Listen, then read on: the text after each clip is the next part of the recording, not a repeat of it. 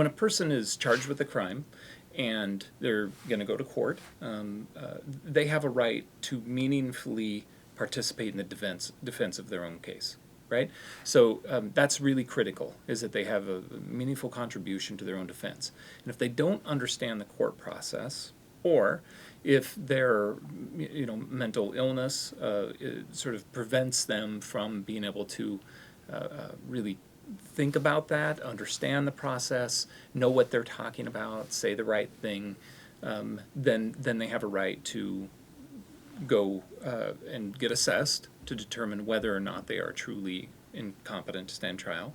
And if they are, then they have a right to receive treatment and receive assistance in restoration to competency to then stand trial.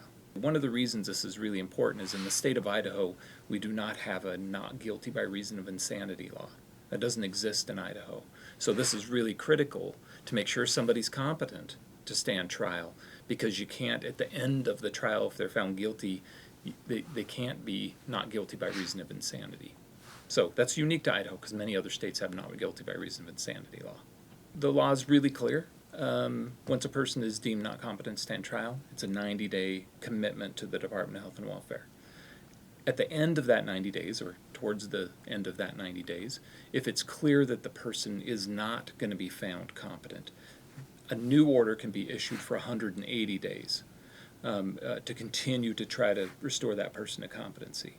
At the end of that second order for 180 days, if the person is still not competent to stand trial, then they can be their commitment can be shifted from a restoration of competency commitment to a civil commitment. But at the end of that second order, right, so 90 days on the first order, 180 days on the second order, at the end of that second one, the person can be found not restorable.